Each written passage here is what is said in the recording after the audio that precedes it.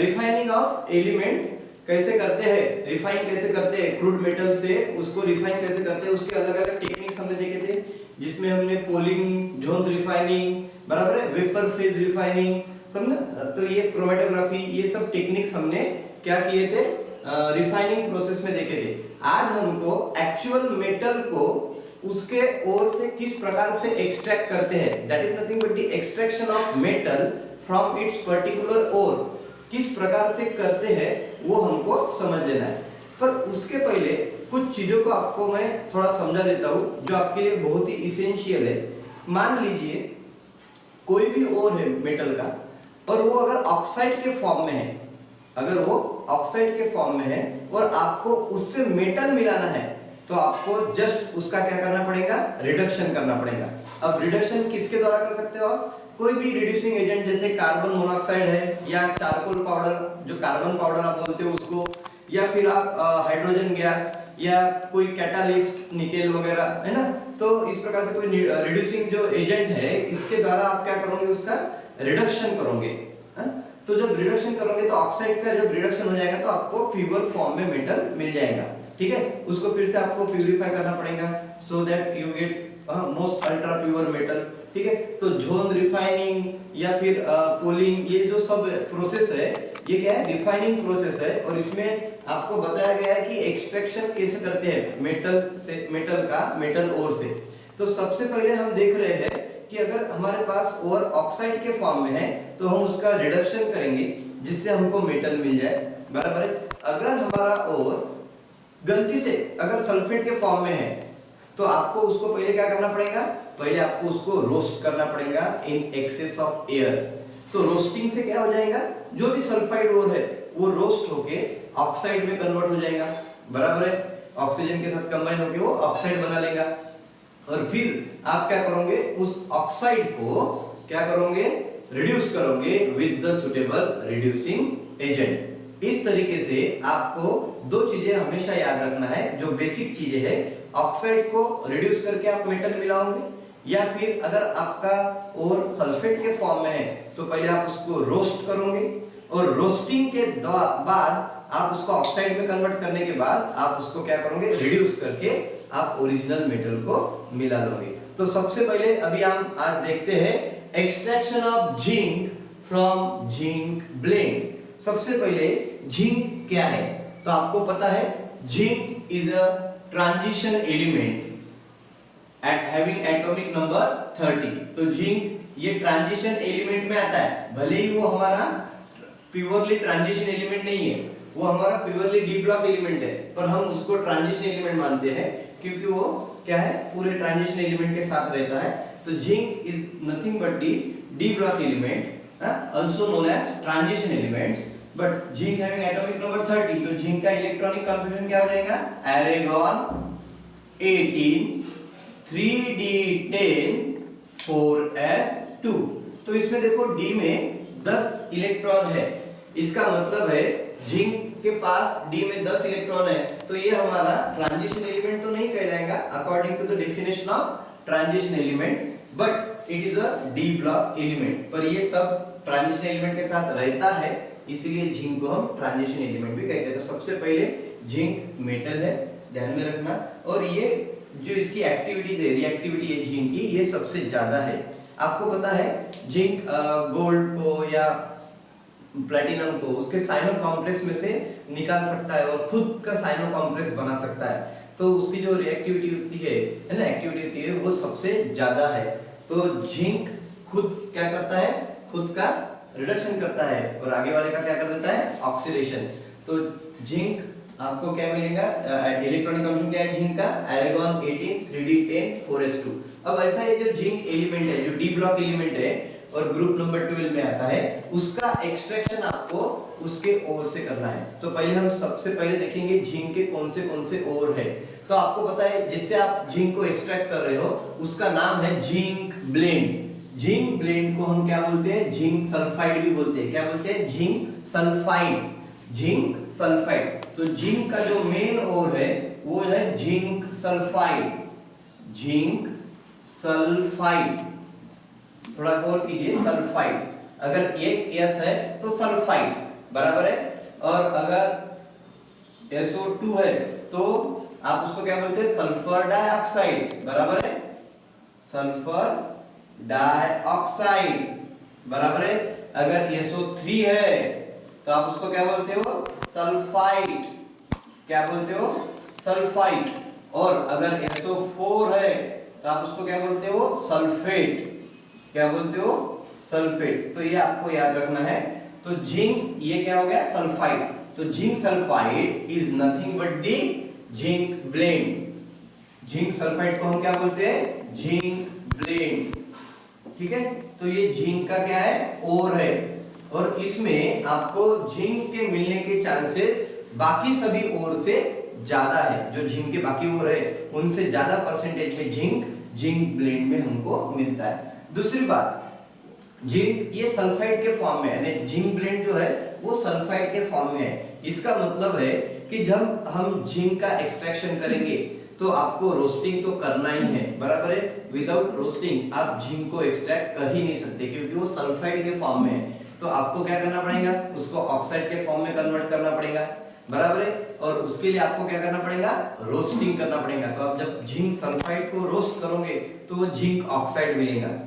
हो सकता है मे बी उसमें जिंक सल्फेट भी मिल जाए, तो फिर से आपको क्या करना पड़ेगा, ऐसे केस में आपको स्ट्रॉन्ग हीटिंग करना पड़ेगा। अबाउट 1200 केल्विन से ज्यादा आपको टेम्परेचर प्रोवाइड करना पड़ेगा, जिससे zinc sulphate again zinc oxide में कन्वर्ट हो जाए। तो इन ऑल आपको जिंक ऑक्साइड में जिंक सल्फाइड को पहले कन्वर्ट करना है, और फिर जिंक ऑक्साइड को आप क्या कर दोगे, सुटेबल चारकोल पाउडर से वगैरह आप रिड्यूस कर दोगे। तो सबसे पहले हम देखते हैं एक्सट्रैक्शन ऑफ जिंक में, जिंक ब्लेंड से हम कर रहे हैं। जिंक उसका मेन ओर है, और उसके अदर मिनरल्स जो है इंपॉर्टेंट मिनरल्स ऑफ जिंक, तो कैलामाइन, कैलामाइन का फार्मूला क्या है बेटा, zinc carbonate, ZnCO3। Zinc carbonate is also known as calamine. Understand? Zinc carbonate is also known as calamine. आपको ये नाम और उसका मॉलिक्यूलर फार्मूला अच्छे से याद रखना है, क्योंकि पेपर में zinc carbonate is also known as option दिए रहते हैं, कैलामाइन, विलेमाइट, जिंसाइट या जिंक ब्लेंड। तो आपको गेस करना है कि वो उसको जिंक कार्बोनेट को हम क्या बोलते हैं, कैलामाइन। तो ये आपको याद रखना है, ठीक है। उसके बाद दूसरा मेन इंपॉर्टेंट मिनरल्स है zinc oxide, that is nothing but the zincite. क्या है, zincite, that is nothing but the zinc oxide, ठीक है। उसके बाद नेक्स्ट इंपॉर्टेंट और है जिंक सिलिकॉन ऑक्साइड, ठीक है, टेट्रा ऑक्साइड मींस विलेमाइट। क्या है, विलेमाइट। तो ये जो विलेमाइट है या जिंसाइट है, कैलामाइन है या जिंक ब्लेंड है, ये इंपॉर्टेंट मिनरल्स है जिंक के। और उस इंपॉर्टेंट मिनरल्स में सबसे ज्यादा आपको परसेंटेज ऑफ जिंक मिलने के चांसेस किस मिनरल में है, जिंक ब्लेंड में। इसलिए जिंक ब्लेंड आपका क्या हो गया, ओर हो गया, बराबर है। तो किसका, जिंक का। तो जिससे आप प्रॉफिटेबली जिंक को एक्सट्रैक्ट कर पाओगे। इज इट क्लियर, यहां तक समझा आपको। नेक्स्ट अभी हम देखेंगे एक्सट्रैक्शन ऑफ जिंक किस प्रकार से करते हैं, how to extract zinc. Zinc को किस प्रकार से एक्सट्रैक्ट किया जाता है। तो सबसे पहले आप देखोगे एक्सट्रैक्शन ऑफ जिंक जो है उसमें हम 4 स्टेप फॉलो करते हैं। सबसे पहली है concentration of ore. You know that what is mean by concentration. Concentration का मतलब है जितनी भी इंप्यूरिटीज उसमें ओर में है, वो अर्थ फॉर्म में है या सल्फेट फॉर्म में है या आयरन के फॉर्म में है, उसको आपको क्या करना है, आयरन ऑक्साइड के फॉर्म में, तो आपको उसको रिमूव करना है। रिमूव करना है यानी निकालना है या कम करना है। तो कम करने से आपका क्या होगा, जिंक का परसेंटेज अल्टीमेटली उस ओर में बढ़ जाएगा, बराबर है। That is called as the concentration of ore. तो कंसंट्रेशन ऑफ ओर को आप अचीव करने के लिए मैंने आपको कल बताया था, यानी मैंने आपको इसके पहले वीडियो में बताया था कि concentration of particular ore is done by some techniques such as hydraulic washing. Hydraulic washing या हाइड्रोलिक क्लासिफायर से आप कंसंट्रेशन को बढ़ा सकते हो ओर में। अब यहाँ पे जो कंसंट्रेशन टेक्निक्स यूज की है, जैसे कि मैग्नेटिक सेपरेशन से भी आप कंसंट्रेशन बढ़ा सकते थे, हाइड्रोलिक वॉशिंग से भी आप बढ़ा सकते थे, इलेक्ट्रोमैग्नेटिक रिफाइनिंग से भी आप कंसंट्रेशन बढ़ा सकते हो, फोर्थ फ्लोटेशन मेथड से भी आप कंसंट्रेशन बढ़ा सकते थे। तो ये सब कंसंट्रेशन टेक्निक्स थी। पर जिंक के ओर का कंसंट्रेशन बढ़ाने के लिए हम बेसिकली तीन जो टेक्निक्स है उनमें से कोई भी एक टेक्निक को फॉलो करते हैं। तो सबसे पहले है ग्रेविटी सेपरेशन। ग्रेविटी सेपरेशन में होता क्या है बेटा, ग्रेविटी सेपरेशन में आप क्या करते हो, इसमें हम पर्टिकुलर सिलेक्टिव मेथड लेते हैं हाइड्रोलिक वॉशिंग। तो आप करंट ऑफ वाटर को क्या करते हो, बम्बार्ड करते हो ओर ऑफ द जिंक पे, तो जिससे जो वाटर सॉल्युबल इंप्योरिटीज है वो वाटर के फ्लो के साथ बह जाती है और आपको रिमेनिंग क्या मिलता है, मेटल के particles, that is nothing but zinc. ठीक है, तो इस प्रकार से आप ग्रेविटी सेपरेशन करके भी कंसंट्रेशन ऑफ जिंक ओर में बढ़ा सकते हो, जिंक का। ठीक है, उसके बाद सेकंड मेथड है आपका कंसंट्रेशन ऑफ ओर बढ़ाने का, इलेक्ट्रोमैग्नेटिक सेपरेशन। इलेक्ट्रोमैग्नेटिक सेपरेशन यानी आप मैग्नेट के द्वारा, बराबर है, इलेक्ट्रोमैग्नेटिक सेपरेशन यानी मैग्नेट के द्वारा आप उसको आयरन इंप्योरिटीज को और जिंक ओर को सेपरेट कर दोगे। उसके बाद है बेटा फोर्थ फ्लोटेशन मेथड। इसमें आपको पता है फोर्थ फ्लोटेशन मेथड में मैंने आपको बताया था जिंक सल्फाइड के साथ अगर लीड सल्फाइड की इंप्योरिटीज होंगी तो आप उसको डिप्रेसेंट यूज करके, जैसे सोडियम साइनाइड अपन ने यूज किए थे एज अ डिप्रेसेंट, तो डिप्रेसेंट क्या करता था, जिंक सल्फाइड को इसमें जाने नहीं देता था और सिर्फ किसको, लीड सल्फाइड को फोर्थ में जाने देता था। तो उससे भी आप क्या कर सकते थे, डिप्रेशन फोर्थ फ्लोटेशन मेथड से आप क्या कर सकते हो, जिंक सल्फाइड को लीड सल्फाइड से क्या कर सकते थे, रिमूव कर सकते थे। पर यहाँ पे आपको जो फोर्थ फ्लोटेशन करना है वो हमको जिंक को मिलाने के लिए करना है, तो हमको क्या करना पड़ेगा, फोर्थ फ्लोटेशन में डिप्रेशन का यूज नहीं करना है, जस्ट आपको जिंक का जो ओर का पाउडर है उसमें पाइन ऑयल मिला के उसको फोर्थ फ्लोटेशन में क्या करना है, फोर्थ प्रोड्यूस करके जिंक को निकालना है, उसको ड्राई करके आपको जिंक के पार्टिकल्स सेपरेट मिल जाएंगे। तो फोर्थ फ्लोटेशन टेक्निक या इलेक्ट्रोमैग्नेटिक सेपरेशन या ग्रेविटी सेपरेशन, ये क्या है, अंडर द कंसंट्रेशन हेडिंग में आने वाली टेक्निक्स है, बराबर है। तो सबसे पहले आप स्टेप करोगे कंसंट्रेशन ऑफ ओर, तो आपको एक्सट्रैक्शन ऑफ जिंक में सबसे पहले स्टेप करना पड़ेगा कंसंट्रेशन ऑफ ओर, और आप उसको तीनों मेथड में से कोई भी एक मेथड को फॉलो करके कर सकते हो। Is it clear? नेक्स्ट आप फिर क्या करोगे, जिंक को, जो जिंक और जो कॉन्सेंट्रेट हुआ है जिसमें आयरन जिंक के पार्टिकल्स अभी बढ़ गए हैं, ऐसे जिंक और को आप फिर क्या करोगे बेटा, रोस्ट करोगे। अब ये रोस्टिंग करना क्यों जरूरी है, मैंने आपको इसके पहले भी बताया है कि जिंक जो रहेगा वो जिंक सल्फाइड के फॉर्म में रहेगा, क्योंकि आप जिंक ब्लेंड से रोस्ट ये कर रहे हो एक्सट्रैक्शन, तो वो आपको रोस्टिंग करना पड़ेगा। अब रोस्टिंग में होता कैसे है, सबसे पहले आपको वहां पे केमिकल रिएक्शंस मिलेंगी, जैसे कि देखो ये जिंक सल्फाइड था, आपने इसको 2 मॉलिक्यूल्स लिया है, 2 molecules of zinc sulphide will react with 3 molecules of oxygen gas bye strong heating, क्योंकि आप उसको रोस्ट कर रहे हो तो आपको हीटिंग देना पड़ेगा, तो स्ट्रॉन्ग हीटिंग करोगे तो आपको 2 टाइम्स जिंक ऑक्साइड मिलेगा जो आपको चाहिए, क्योंकि आप जिंक सल्फाइड को जिंक ऑक्साइड में कन्वर्ट कर रहे हो, जिंक सल्फाइड को आप जिंक ऑक्साइड में कन्वर्ट कर रहे हो तो आपको हीटिंग करना पड़ेगा, बराबर है, और वो भी स्ट्रॉन्ग हीटिंग करना पड़ेगा। अब ये स्ट्रॉन्ग हीटिंग जो होती है ना बेटा, वो उसके लिए एक पर्टिकुलर टाइप्स ऑफ आपको क्या करना पड़ता है, फर्नेस यूज करना पड़ता है, और इस फर्नेस का नाम होता है रिवर्बरेटरी फर्नेस। यानी रिवर्बरेटरी फर्नेस में आप जिंक सल्फाइड की रोस्टिंग करोगे in presence of excess of air. तो जब आप एक्सेस ऑफ एयर के साथ जिंक सल्फाइड को रोस्ट करोगे तो आपको क्या मिलेगा बेटा, अल्टीमेटली जिंक ऑक्साइड मिलेगा। पहला हमारा एम वही है कि पहले हमको जिंक सल्फाइड को कन्वर्ट करना है जिंक ऑक्साइड में, क्योंकि जिंक सल्फाइड को रोस्ट करोगे तो जिंक ऑक्साइड मिलेगा, बाद में हम इसको रिड्यूस कर देंगे तो हमको जिंक के मेटल पार्टिकल्स मिलेंगे।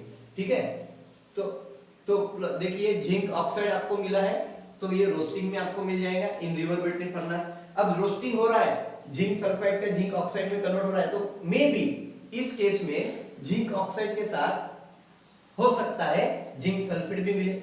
नीचे दी गई रिएक्शन देखो आप, ZnS means zinc sulphide will react with 2 molecules of oxygen gas, क्या होता है, जिंक सल्फेट भी बन सकता है। अब ये जो जिंक सल्फेट है ये हमको नहीं चाहिए, हमको चाहिए जिंक ऑक्साइड, तो आपको क्या करना पड़ेगा, फर्दर हीटिंग करना पड़ेगा। जब आप इसको फर्दर हीट करोगे तो आपको जिंक सल्फेट का जिंक ऑक्साइड में फिर से कन्वर्शन मिलेगा। तो देखो यहाँ पे भी स्टेप में जिंक ऑक्साइड मिला और यहाँ पे भी जिंक ऑक्साइड मिला, इसका मतलब है आपको यहाँ पे बहुत ज्यादा स्ट्रॉन्ग हीटिंग करना पड़ेगा, लगभग 1200 केल्विन तक, यानी 1200 केल्विन तक जब आप इसको कंप्लीटली हीट करोगे तब जाके पूरा जिंक सल्फाइड जिंक ऑक्साइड में कन्वर्ट होगा, ध्यान में रखना। उसके बाद आप third step concentration of ore को अचीव करोगे जिंक के, that is nothing but the reduction. अब रिडक्शन हम करते हैं स्मेल्टिंग के द्वारा, स्मेल्टिंग। बराबर है। तो स्मेल्टिंग में मैंने आपको बताया था किस प्रकार से उसको स्मेल्टिंग के द्वारा आप क्या करते हो, what is mean bye smelting, ये भी मैंने आपको बताया था। तो अभी हम इसमें रिडक्शन करेंगे with the help of smelting. तो स्मेल्टिंग करने के लिए हम रिड्यूसिंग एजेंट को यूज करते हैं, बराबर है। तो उससे हम क्या करेंगे, रिडक्शन करेंगे। तो उसके लिए हम जो वर्टिकल प्रोसेस यूज करते हैं तो उसको बोलते हैं मॉडर्न वर्टिकल प्रोसेस। क्या बोलते हैं, मॉडर्न वर्टिकल प्रोसेस। तो देखिए यहाँ पे आपको जो यहाँ पे एक डायग्राम दिखाई दे रहा है, ये मॉडर्न वर्टिकल प्रोसेस की डायग्राम है जो आपको दिखाई दे रही है। तो इस डायग्राम की तरफ आप फोकस कीजिए बेटा। सबसे पहले यहाँ पे एक फीडर है, फीडर यानी कोनिकल शेप जैसी एक अरेंजमेंट दिखाई दे रही है आपको। इस फीडर में क्या करते हैं, जो जिंक का ओर है उसका पाउडर बनाते हैं, जो आपने कॉन्सेंट्रेट किया हुआ जिंक ओर का पाउडर बनाते हैं, और वो उसमें 40% जिंक ऑक्साइड रहता है, ज्यादा नहीं रहता। कितना रहता है, 40% जिंक ऑक्साइड रहता है, और 60% आपका 60% चारकोल पाउडर रहता है। क्या रहता है, चारकोल पाउडर। तो ऐसे 40% जिंक ऑक्साइड और 60% चारकोल पाउडर को मिला के क्या बनाते हैं, ऐसे ब्रैकेट्स बनाते हैं। ब्रैकेट्स यानी ऐसे छोटे छोटे नहीं, क्या खड़ी जैसे टुकड़े बनाते हैं, ब्रैकेट्स बनाते हैं, और उन सभी ब्रैकेट्स को उस फीडर में डाल देते हैं। ठीक है, फिर वो फीडर से निकलकर कहां पे आते हैं, ये हीटिंग जैकेट तो जो आपको एक ऐसा कोनिकल अरेंजमेंट दिख रहा है, कोनिकल शेप में अरेंजमेंट दिख रहा है, उसमें आ जाते हैं। फिर वहां पे प्रोड्यूसर गैस को छोड़ा, प्रोड्यूसर गैस वहां से निकलती है। हीटिंग जैकेट है, जो हीट बाहर नहीं जानी चाहिए और बाहर की हीट अंदर नहीं आनी चाहिए। और उसके बाद फायर के लिए ब्रिक्स यहाँ पे लगा रहता है टेम्परेचर मेंटेन रखने के लिए। और फिर यहाँ पे आने के बाद उसको सप्लाइंग ऑफ प्रोड्यूसर गैस, यहाँ पे क्या होता है, यहाँ पे क्या होता है, रिडक्शन होता है, यानी due to that heating, strong heating, reduction होता है। जो भी रेसिड्यू है वो उसको इस मार्ग से निकालते हैं नीचे से। ठीक है, और यहाँ पे सब सल्फर डाइऑक्साइड गैसेस वगैरह आपने देखी होंगी यहाँ पे बन रही है। तो ये जो वेस्टेज गैसेस है, बराबर है, जो वेस्टेज गैसेस जो रिएक्शन में बनती है, वो वेस्टेज गैस यहाँ से निकलती है, बराबर है। और जिंक की जो वेपर है वो कंडेंसर से निकलकर, बराबर है, जाके यहाँ पे कंडेंस हो जाती है, बराबर है। उसके बाद कंडेंस होने के बाद यहाँ पे वो एज अ ब्रिकेट्स के फॉर्म में आपको स्प्लिटर के फॉर्म में मिलता है। What is mean bye splitter, ये पूछते हैं, what is mean bye splitter. तो ये स्प्लिटर क्या है, स्प्लिटर, तो ये क्या है, तो ये splitter is nothing but the 97 to 98% of zinc. ठीक है, तो इस स्प्लिटर में क्या रहता है, 98% तक जिंक रह सकता है। अब 98% तक जिंक रहता है, हमको तो 100% चाहिए, पर हमको स्प्लिटर में 100% जिंक नहीं मिलेगा। सिर्फ 97 से लेकर 98% तक ही उसमें जिंक रहेगा, बराबर है। साथ में जो 2% आपको कंसंट्रेशन बचा हुआ है वो किस कौन रहेगा, उसमें कैडमियम रहेगा या लीड रहेगा, आयरन रहेगा, इनके जैसी कुछ इंप्योरिटीज रहेंगी। स्टिल देखो, यानी 98% तक आपको जिंक मिल गया, पर उसमें 2% में कैडमियम, लीड, आयरन जैसी इंप्योरिटीज रहेंगी, और जिससे बनेगा मिलके स्पेल्टर। तो 98% तक जिंक और साथ में ये impurities cadmium, lead and iron की इंप्योरिटीज मिलके बनता है स्पेल्टर। तो अभी ये बेटा क्रूड फॉर्म में आपका मेटल मिल गया आपको। अभी देखिए ये क्रूड फॉर्म हो गया, अब आपको क्या करना पड़ेगा, इसको रिफाइन करना पड़ेगा, क्योंकि आपको तो चाहिए प्योर मेटल, 100% जिंक चाहिए, नहीं तो 99.99% तो भी आपको जिंक चाहिए।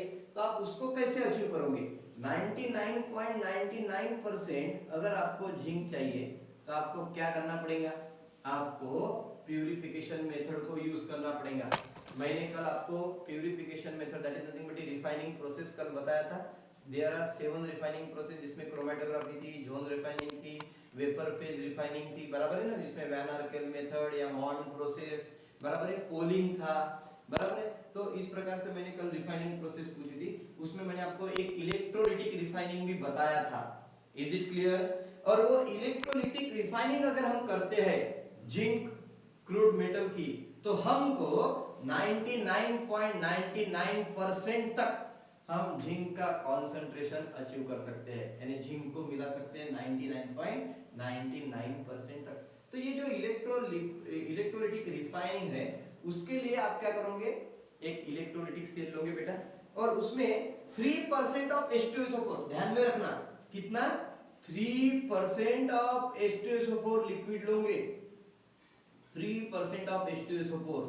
जब आप इलेक्ट्रोलाइटिक रिफाइनिंग करोगे जिंक के लिए तो आपको 3% H2SO4 लेके उसमें इलेक्ट्रोलाइटिक रिफाइनिंग करना है। तो इस तरीके से जब आप इलेक्ट्रोलाइटिक रिफाइनिंग करोगे तो आपको 99.99% क्या मिलेगा, प्योर फॉर्म में जिंक मिलेगा। Is it clear? समझ रहे हैं आपको?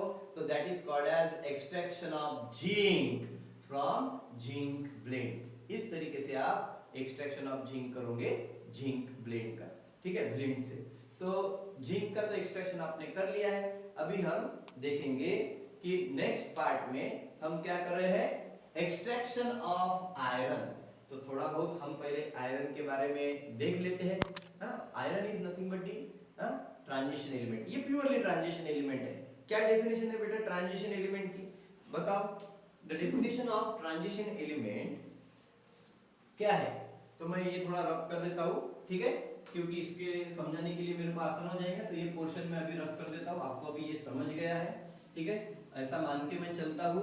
और इसको रफ करने के बाद मैं आपको अभी यहाँ पे एक्सप्लेन करूंगा कि what is mean by iron, ठीक है। तो आयरन क्या होता है, ठीक है, iron is a transition element, बराबर है। What is mean by transition element? Transition element are those element in which n-1 d orbital is incompletely filled or partly filled in their elementary state or in their common oxidation state, then that element is known as transition element। तो transition element हमारा iron है, क्योंकि देखिए iron का atomic number कितना है बेटा, 26। According to that atomic number 26, the electronic configuration of iron is argon 18 3d4s। तो इसमें आपको देना पड़ेगा 2, तो 20 हो गए, तो बचे कितने, 6, तो 3d6। अब ये 6 इलेक्ट्रॉन को आपको डिस्ट्रीब्यूट करना है। तो आपको पता है d ऑर्बिटल 5 सब एटॉमिक ऑर्बिटल में डिवाइड होती है, बराबर है।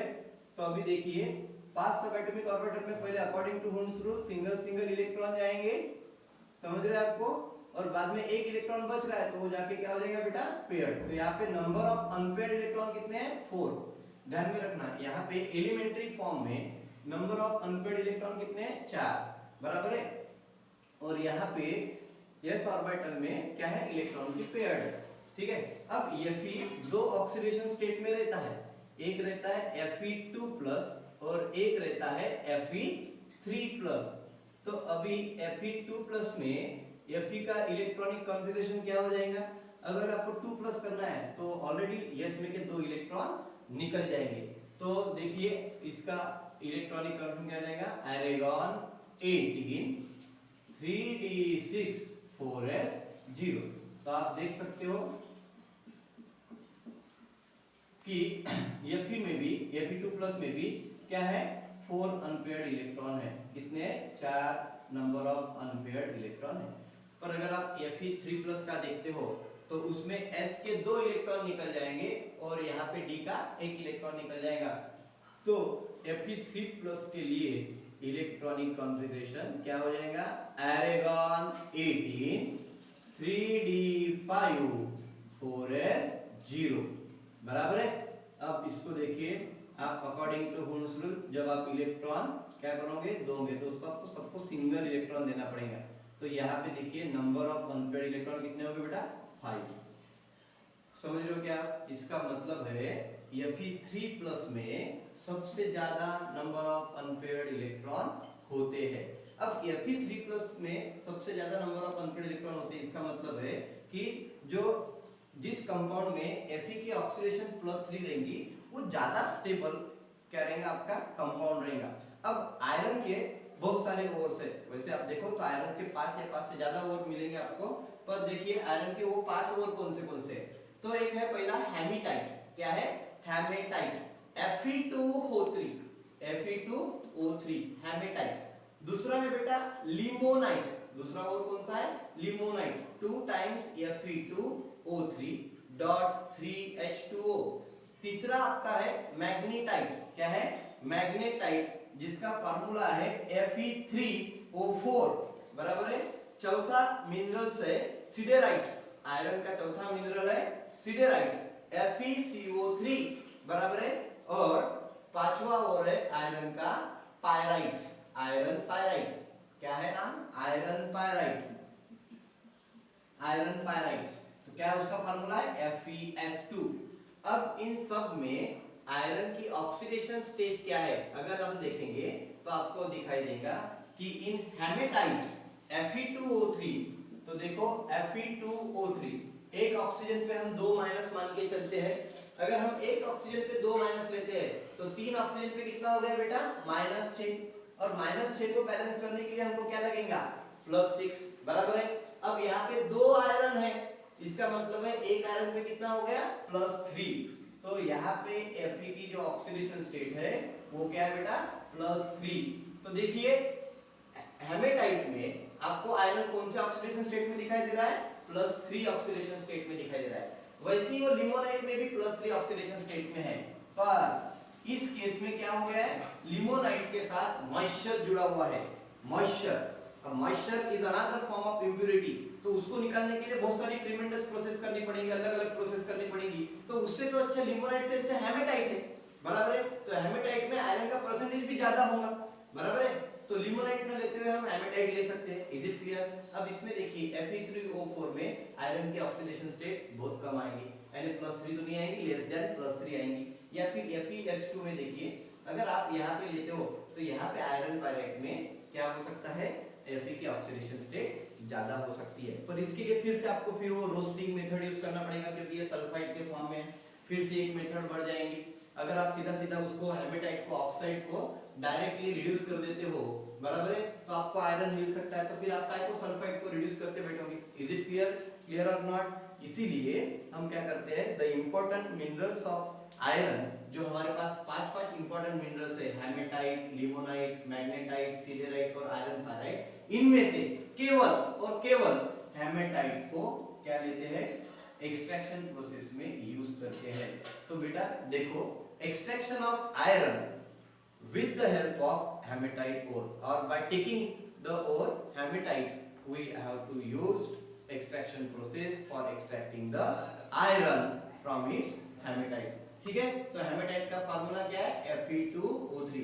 तो हम अभी नेक्स्ट सेशन में, अभी यहाँ से जो नया सेशन होगा अभी 10 मिनट के गैप के बाद, उसमें हम एक्सट्रैक्शन प्रोसेस ऑफ आयरन देखेंगे। तब तक मैं 10 मिनट के गैप में डायग्राम ड्रॉ करूंगा, जिससे आपको जल्दी से जल्दी समझाने के लिए आसानी हो। एक बार हम देख लेते हैं, क्योंकि ये टुडे सेशन और होने का है, ठीक है, तो मैं आपको एक बार रिपीट कर देता हूं कि आपने किया क्या है। आपने सबसे पहले आज पढ़ा है जिंक का एक्सट्रैक्शन, जिंक ब्लेंड से, बराबर है। जिंक के इंपॉर्टेंट मिनरल्स में कैलामाइन है, बराबर है, जिंसाइट है या जिंक ब्लेंड है। आपने क्या किया, उनमें से आपने जिंक ब्लेंड लिया, तो जिंक ब्लेंड रहता है सल्फाइड के फॉर्म में, तो zinc sulphide is also known as zinc blende. आपने जिंक सल्फाइड से जिंक का एक्सट्रैक्शन करने के लिए आपने 4 मेटलर्जिकल टेक्निक्स को यूज किया। उसमें जनरल प्रिंसिपल में नंबर 1 था आपका कंसंट्रेशन ऑफ ओर। तो आपने कंसंट्रेशन ऑफ ओर अचीव करने के लिए आपने 3 टेक्निक्स का यूज किया था, मैंने आपको बताया था। एक था आपका ग्रेविटी सेपरेशन मेथड, दूसरा था इलेक्ट्रोमैग्नेटिक सेपरेशन, और तीसरा आपका क्या था बेटा, आपका तीसरा इलेक्ट्रो रिफाइनिंग, यानी आप उसको रिफाइनिंग प्रोसेस के लिए क्या कर सकते हो, इलेक्ट्रोमैग्नेटिक सेपरेशन, बराबर है। तो आपने वो सेपरेशन मेथड को यूज किया, टेक्निक्स को, और आपने कंसंट्रेशन ऑफ फोर्थ पोटेशन मेथड, बराबर है, वो भी एक था, तो आपने उसको अचीव किया, कंसंट्रेशन ऑफ ओर को बढ़ा दिया, बराबर है। और फिर उस आपने क्या किया, कंसंट्रेशन ऑफ ओर बढ़ने के बाद उसको डायरेक्टली रोस्टिंग के लिए लेके गए, क्योंकि वो सल्फाइड के फॉर्म में था, आपको एक प्रोसेस बढ़ाना पड़ा, रोस्टिंग करना पड़ा। तो आपने जब रोस्टिंग किया तो आपने एक बिल्कुल ध्यान में रखा कि जो टेम्परेचर है वो बहुत हाई रखा, अबाउट 1200 केल्विन के आसपास, जिससे जिंक सल्फाइड का कन्वर्शन कंप्लीटली जिंक ऑक्साइड में ही हो, जिंक सल्फेट में ना हो। ये हमने थोड़ा सा प्रिकॉशंस लिया, और उसके बाद हमने रोस्टिंग करने के बाद जो भी जिंक ऑक्साइड हमको मिला है ना, उसको हम कहाँ पे लेके गए, वर्टिकल इसमें प्रोसेस में लेके गए, बराबर है। और उसके लिए हमने क्या किया है, उसको ब्रैकेट्स बनाए, ब्रैकेट्स यानी 64% चारकोल पाउडर के साथ 40% जिंक ऑक्साइड को मिला के आपने वो ब्रैकेट्स बनाए, और वो ब्रैकेट्स को आपने हीट किया as a strong heating. Some producer gas उसके लिए यूज करते हैं, प्रोड्यूसर गैस ज्यादा इग्निशन पावर